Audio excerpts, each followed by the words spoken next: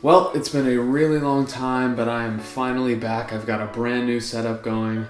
Today I'm breaking down how to make ambient and Cubeatz type melodies. I'm going to run you through the effects that I use, and it's going to be especially relevant for people who are using stock sounds and don't have VSTs like Omnisphere. I know it's been a while since I've made a video, but I'm excited to take this channel some new places over the coming weeks, so definitely subscribe if you're into this content. But before we get into some of the tutorials, I'm going to do some quick laundry, and then we'll get into it.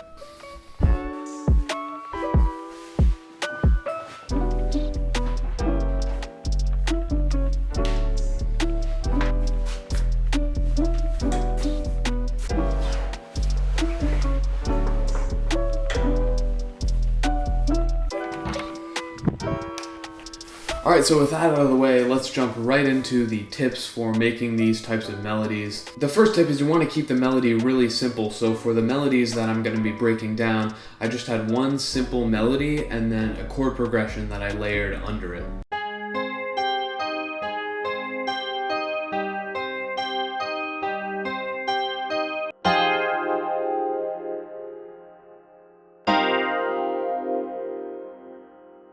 So right from the get-go, sound selection is really important.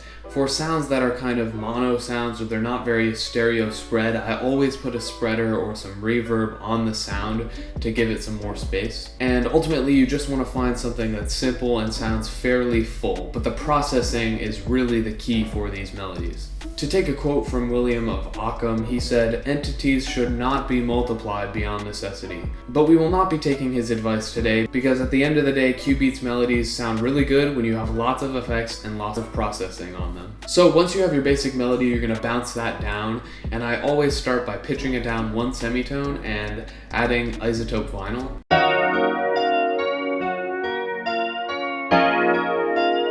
And this is always a good starting point. Pitching the melody down always makes it sound better, and adding vinyl effects is key to the Cubeatz sound and sample sound. The next thing I do is I bounce that down again, and now I'm going to pitch it down once more.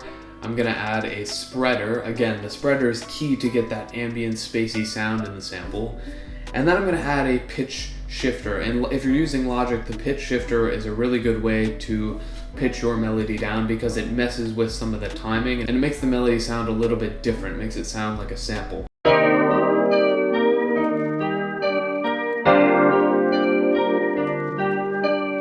Alright, so after that we're going to bounce that down and then create quarter note chops of the melody, and then you're going to hit Control E if you're in Logic, or you can use Fruity Slicer if you're using Fruit Loops.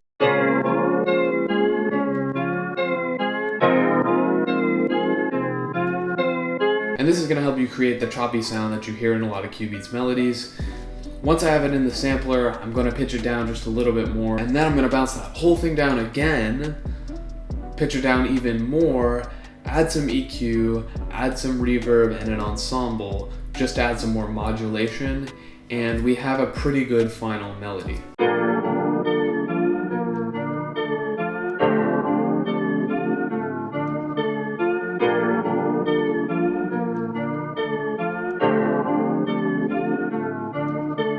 And so here's another melody that I was working with. When I apply that same process, the same effects to the melody, here's what I got.